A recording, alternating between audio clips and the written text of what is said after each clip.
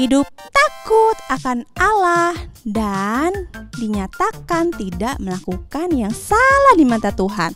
Tetapi hidupnya mengalami penderitaan dengan kehilangan harta dan anak-anaknya. Kemudian Ayub terkena penyakit kusta yang sulit disembuhkan hingga istri dan sahabatnya mengatakan bahwa Ayub telah berbuat dosa kepada Tuhannya. Wah, bagaimana ya kelanjutan kisah Ayub? Makanya teman-teman semua, kita ikuti ibadah ini dari awal sampai akhir dengan sungguh-sungguh ya. Tuhan Yesus memberkati. Shalom teman-teman, perkenalkan nama aku Sharon. Mari kita berdoa. Tuhan Yesus, hari ini kami ingin memuji dan menyembah nama-Mu. Tuhan Yesus berkati kami ya Tuhan. Amin. Let's pray and worship.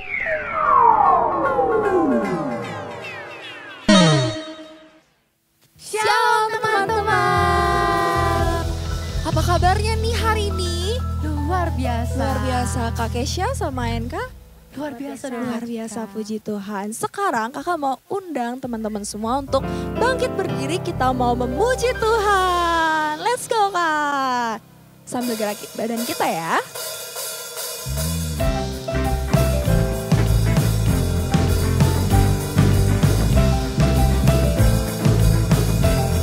Yuk sama-sama katakan. Kuat-kuat yang terkuat, hebat-hebat yang terhebat, besar-besar yang terbesar. Dari awal ya. Kuat-kuat yang terkuat, hebat-hebat yang terhebat, besar-besar yang terbesar. Itulah Tuhan. Katakan apa? Yesus yang terkuat, Yesus yang terhebat, Yesus yang terbesar-besar, tiada tandingannya lagi. Yesus yang terkuat, Yesus yang terhebat, Yesus yang terbesar-besar, tiada tandingannya. Dari awal ya adik-adik, lebih semangat. Yuk sama-sama kita katakan.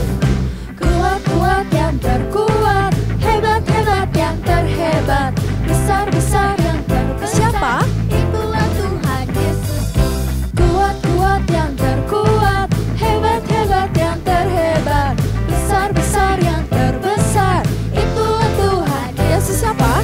Yesus yang terkuat, Yesus yang terhebat. Yesus sambil loncat ya adik-adik.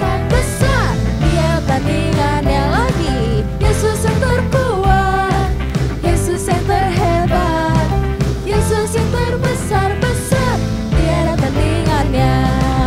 Yesus yang terbesar-besar, tiada tandingannya. Yesus yang terbesar-besar, tiada tandingannya.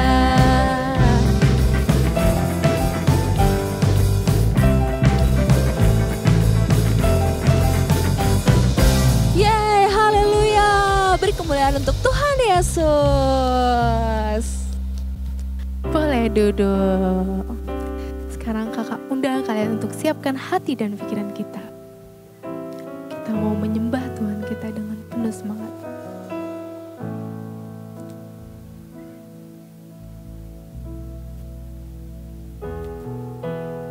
Kita sama-sama belajar lagu baru adik-adik.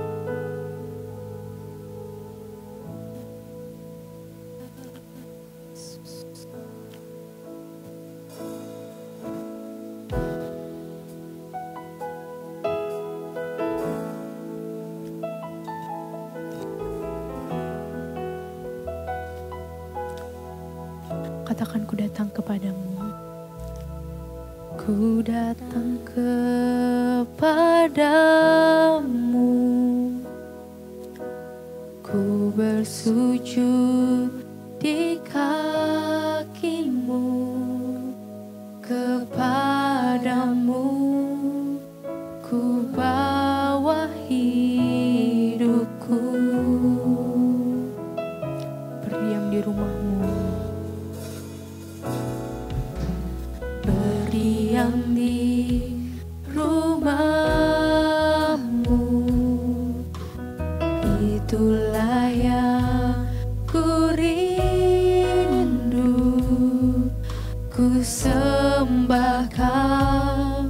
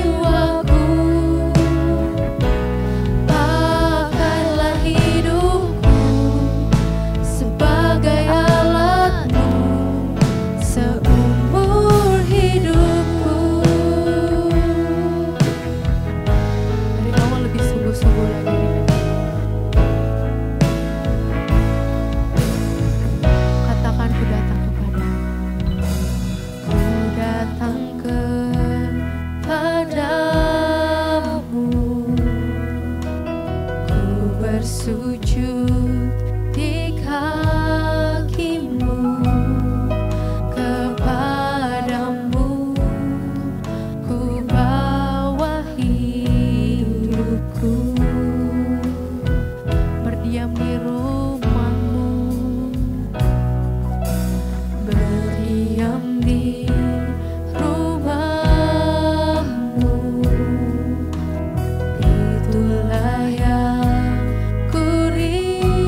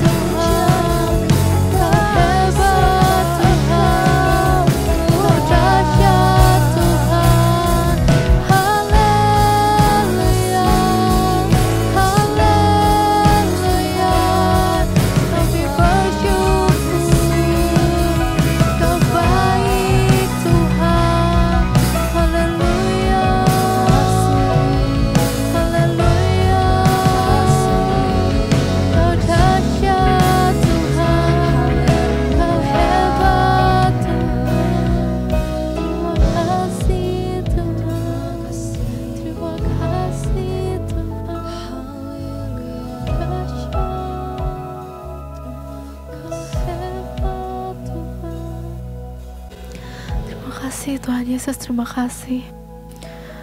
Kau sungguh hebat Tuhan bagi hidup kami Bapa.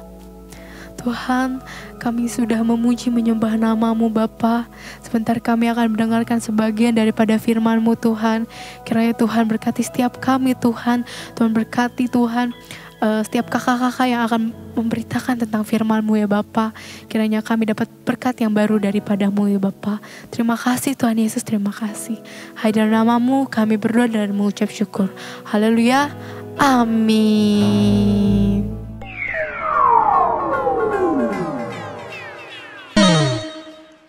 Shalom adik-adik. Wah, tadi kita sudah bersama-sama bersukacita, memuji, menyembah Tuhan. Tiba saatnya untuk kita belajar firman Tuhan. Wah, pasti kalian sudah siapkan Alkitab serta buku catatan dan alat tulis dong untuk mencatat firman Tuhan hari ini. Kakak juga minta ya, selama kalian mendengarkan firman Tuhan, supaya kalian fokus dan sungguh-sungguh mendengarkan firman Tuhan hari ini.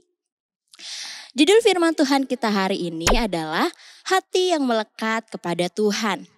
Wah, hari ini kita akan belajar nih bagaimana untuk hati kita selalu melekat kepada Tuhan dan kita selalu setia kepada Tuhan. Kita akan belajar dari seorang tokoh di Alkitab bagaimana di dalam hidupnya ia selalu mengingat Tuhan. Ia selalu menyembah Tuhan, berdoa, dan ia sangat takut akan Tuhan dan ia taat kepada Tuhan. Adik-adik bisa tebak gak kira-kira siapa ya? Ya, dia adalah Ayub. Nah, siapa ya Ayub ini adik-adik? Yuk sama-sama kita baca di Ayub pasal pertama ayat 1 sampai dengan 3.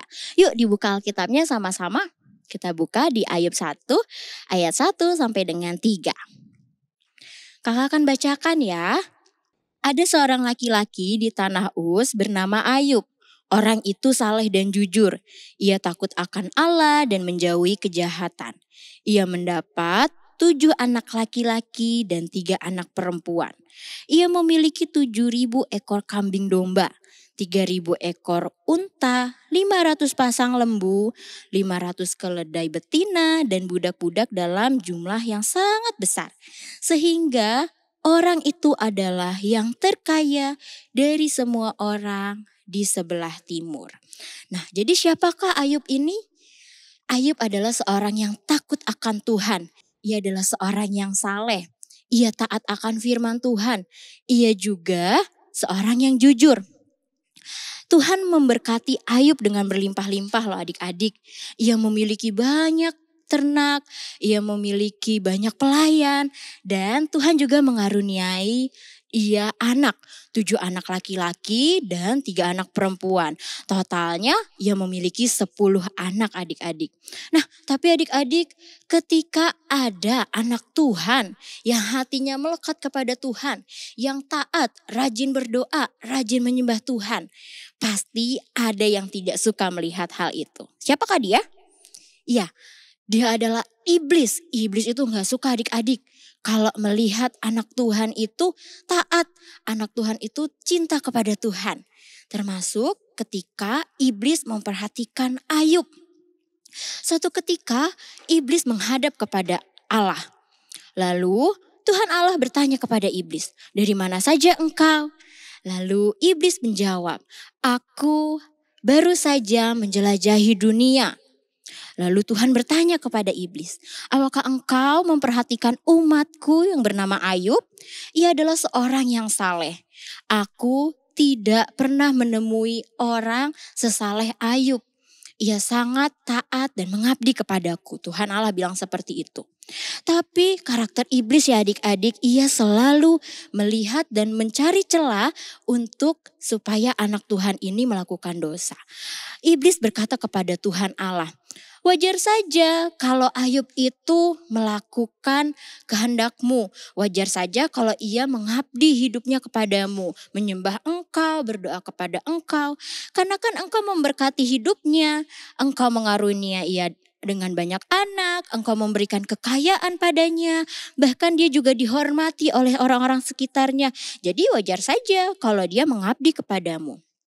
Coba saja Engkau mengizinkan segala yang dimiliki oleh Ayub untuk aku ambil, untuk hilang daripadanya.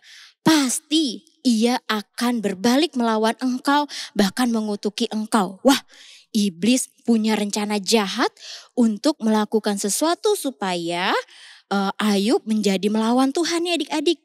Tetapi Tuhan Allah menjawab, Tuhan membiarkan atau mengizinkan iblis melakukan segala sesuatu yang mau ia lakukan kepada Ayub. Tapi Tuhan berpesan supaya iblis tidak menyakiti Ayub. Kira-kira apa ya yang akan terjadi sama Ayub? Ketika Ayub sedang menikmati hidupnya yang baik-baik saja, ia berkelimangan harta, ia memiliki anak-anak yang banyak. Nah, tiba-tiba adik-adik seorang pelayannya berlari ke arahnya dengan tergesa-gesa dan ia berteriak dan mengatakan, "Tuanku, pencuri datang dan mengambil semua lembu dan keledai milik Tuan. Bahkan ia membunuh semua pelayan-pelayan yang ada di sana. Hanya aku yang tersisa. Makanya aku bisa menjumpai Tuan dan mengabarkan kabar ini kepada Tuan." Baru saja pelayan itu selesai menyampaikan hal buruk itu kepada Ayub, datang lagi adik-adik pelayan yang lain menghampiri Ayub dengan tergesa-gesa. Ia berkata, "Tuanku, api menghanguskan, menghabiskan seluruh kambing domba ternak milik Tuan. Bahkan api tersebut membunuh seluruh pelayan yang ada di sana. Hanya aku yang tersisa. Oleh karena itu aku bisa menjumpai Tuan dan mengabarkan hal ini." Belum sampai di situ saja adik-adik. Kembali lagi datang pelayan yang lain menghampiri Ayub dan berkata, "Tuanku, pencuri datang dan mencuri seluruh unta kepunyaan tuanku. Dan mereka juga membunuh semua pelayan-pelayan yang ada di sana. Hanya aku yang tersisa sehingga aku bisa menghampiri tuanku untuk mengabarkan hal ini." Wah, belum selesai sampai di situ adik-adik. Datang lagi pelayan yang lain dengan ketakutan mengatakan hal yang buruk dan mengerikan kepada Ayub. Ia berkata, "Tuanku, anakmu laki-laki dan perempuan sedang mengadakan pesta. Tetapi angin kencang datang dan menghancurkan, meruntuhkan rumah yang dimana di dalamnya ada anak-anak Tuan. Sehingga mereka semua mati." Wah, adik-adik, ke-10 anaknya Ayub mati ketika itu. Ayub langsung berdiri dan ia mengoyakkan bajunya, ia bersujud dan ia juga mencukur seluruh rambutnya, tanda ia bersedih dan ia berduka dengan segala hal yang telah terjadi kepadanya dengan sekejap.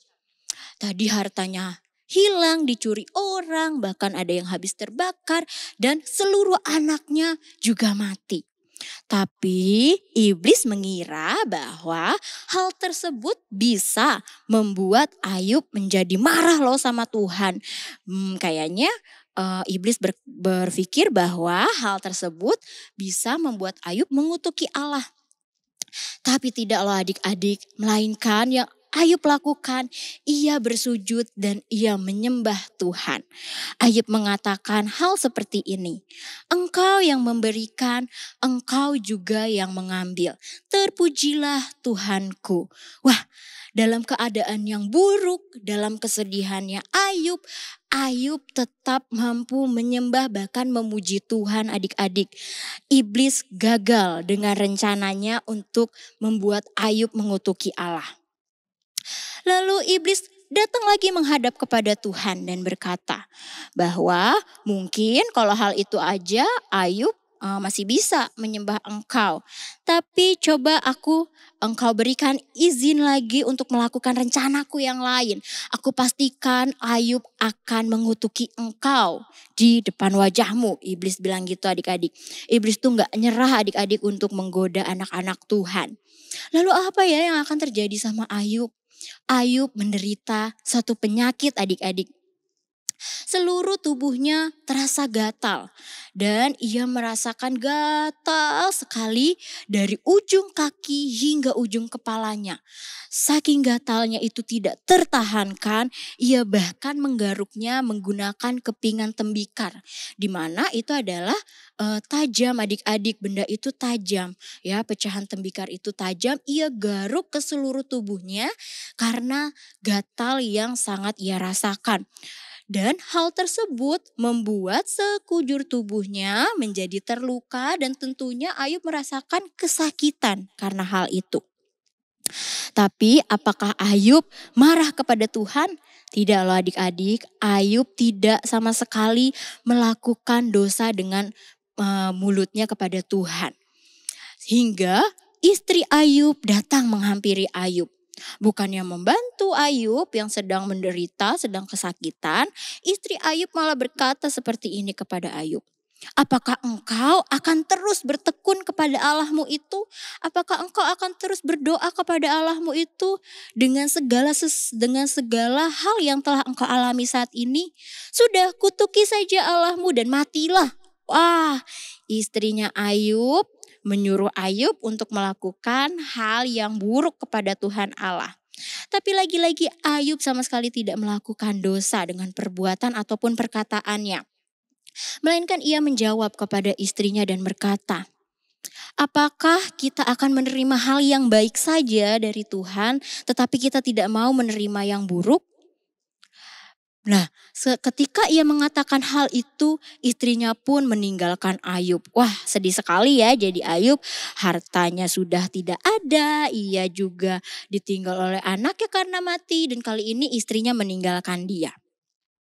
Tetapi Ayub memiliki sahabat-sahabat adik-adik. Ketika sahabat-sahabatnya itu mendengar bahwa Ayub sedang kesulitan, sedang menderita dengan hal yang ia alami, teman-temannya datang menghampiri Ayub. Tapi sahabat-sahabatnya Ayub ini bukannya membantu Ayub atau mendukung doa Ayub, memberikan kekuatan pada Ayub, melainkan mereka menghakimi Ayub dan mengatakan hal-hal yang tidak benar. Mereka bilang gini ke Ayub, Ayub, mungkin engkau telah melakukan dosa kepada Tuhan Allahmu. Makanya Allah berbuat seperti ini dan engkau menderita. Wah adik-adik, padahal kita tahu ya bahwa Tuhan Allah itu memberikan sesuatu yang baik, bukan sesuatu yang menyakitkan. Ya, nah ketika hal itu dikatakan oleh sahabat-sahabatnya, Ayub pun semakin sedih. Hari-harinya Ayub ia rasakan dengan sangat kesakitan, menderita, dan sedih dengan seorang diri adik-adik. Hingga Ayub mulai putus asa. Ayub mulai putus asa dan ia mulai bertanya kepada Tuhan. Tuhan, kenapa engkau lakukan hal ini kepadaku? Kenapa engkau mengizinkan aku mengalami hal buruk seperti ini? Ayub sedih adik-adik dan Ayub mulai komplain sama Tuhan. Mulai bertanya-tanya. Tapi Tuhan Allah menjawab Ayub. Dan Tuhan berkata bahwa Ayub, tidak ada seorang pun yang memiliki yang berkenan atau berhak untuk menanyakan untuk segala sesuatu yang aku putuskan untuk umatku alami, termasuk engkau. Tuhan Allah bilang gitu adik-adik. Dan dengan perkataan Tuhan, Ayub sadar bahwa ia telah mengatakan hal yang buruk kepada Tuhan. Ia menyesal dengan perkataan yang ia telah katakan kepada Tuhan Allah dan ia minta ampun kepada Tuhan dan ia kembali bertobat dan ia menyembah Tuhan kembali adik-adik. Wah adik-adik, Tuhan telah melihat bahwa perkataan iblis kepada Tuhan itu tidak benar ya. Iblis bilang Iblis bilang bahwa Ayub mengabdi kepada Tuhan karena hidupnya baik-baik saja, karena hidupnya kaya, karena hidupnya enak. Tapi Tuhan lihat bahwa ketika Ayub dalam penderitaan, dalam keadaan yang buruk, Ayub tetap setia dan hatinya tetap melekat kepada Tuhan. Bahkan Ayub masih mampu untuk menyembah dan memuji Tuhan dan mengucap syukur kepada Tuhan. Nah, ketika Tuhan melihat kesetiaannya Ayub, Tuhan pun memulihkan kehidupannya Ayub, adik-adik. Tuhan sembuhkan Ayub dengan sempurna. Ya, Ayub menjadi sehat kembali. Bahkan bukan cuma itu, Tuhan mengembalikan semua harta yang telah hilang daripada Ayub. Bahkan Tuhan mengembalikannya 2 kali lipat, adik-adik. Ia mengembalikan kambing domba Ayub. Tuhan memberkati Ayub lagi dengan unta-unta, lalu lembu, keledai, semua harta yang telah hilang dari Ayub Tuhan gantikan. Bahkan Tuhan juga mengaruniai kembali kepada Ayub anak-anak. Tadi Ayub memiliki 7 orang anak laki-laki dan 3 anak perempuan. Dan Tuhan kembali memberikan Ayub 7 anak laki-laki, 3 anak perempuan. Dan ketiga anak perempuan Ayub itu adalah anak-anak yang tercantik loh, adik-adik. Nah, hari ini kita belajar loh dari kisahnya Ayub. Bagaimana hatinya Ayub selalu melekat kepada Tuhan. Adik-adik, mungkin di dalam kehidupan kita tidak selalu menerima hal yang baik. Mungkin Tuhan izinkan sesuatu yang buruk terjadi kepada kita atau hal yang tidak sesuai dengan keinginan kita. Tapi kita belajar hari ini dari Ayub, bagaimana kita bisa menerima segala sesuatu yang terjadi dalam hidup kita dan hati kita tetap melekat kepada Tuhan. Kita tetap rajin untuk berdoa, rajin untuk beribadah, rajin untuk bersyukur kepada Tuhan. Sehingga ucapan syukur kita mengingatkan kita selalu akan kasih dan kebaikannya Tuhan.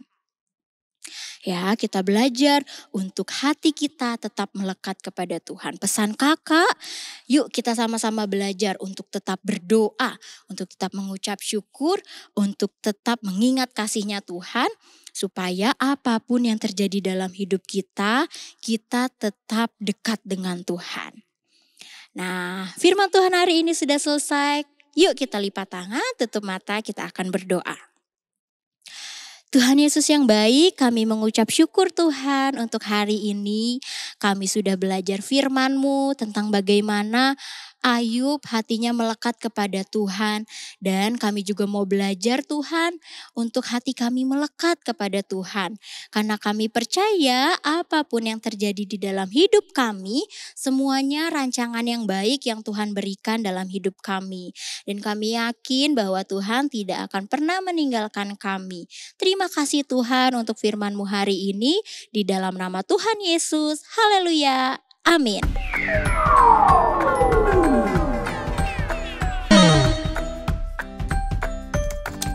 Amsal 1 ayat 7. Takut akan Tuhan adalah permulaan pengetahuan, tetapi orang bodoh menghina hikmat dan didikan.